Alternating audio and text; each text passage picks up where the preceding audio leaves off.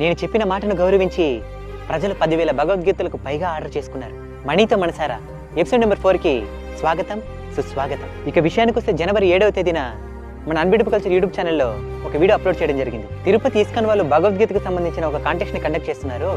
ఇందులో కేవలం ఒక భగవద్గీతను కొనడానికి ఖర్చు 350 రూపాయలు మాత్రమే తీసుకుని స్వామివారి ప్రసాదాలతో పాటు భగవద్గీతను నేరుగా మీ ఇంటికే పంపుతారు. దాంతోపాటు విజేతలకు ప్రైజ్ మనీ మరియు దివ్యయాత్ర కూడా ఉచితంగా తీసుకుని వెళ్తారని నేను గిరి చరణ్ కలిసి చేసిన వీడియోను చూసి దాదాపు 10,000కు పైగా ప్రజలు భగవద్గీతను ఆర్డర్ చేసుకున్నారు. ఇంత తక్కువ సమయంలో ఇన్ని వేల భగవద్గీతలు ప్రజలు స్వీకరించడం ఇదే మొదటిసారని తెలియజేసి ఇస్కాన్ వాళ్ళు నేరుగా మన ఇంటికే వచ్చి వాళ్ళ ఆశీర్వాదాన్ని అందించి వెళ్ళారు. అక్టోబర్ 16వ తారీఖున మా ఊరి పిల్లలకు భగవద్గీత లాంటి పుస్తకాలను పంచిన వీడియోను చూసి చాలా మంది మాకు కూడా భగవద్గీత పంపండి అని కామెంట్ చేశారు. వాళ్ళకి ఎలాగైనా భగవద్గీతలు పంపాలని నిర్ణయించుకున్నాము లేదు, 3 నెలలు కూడా పూర్తి కాలేదు. ఇలా ఇస్కాన్ వాళ్ళే వచ్చి మీ ద్వారా ప్రజలకు భగవద్గీతలు అందించాలనుకుంటున్నాము, సహాయం చేయండి అని అడిగారు. ఇక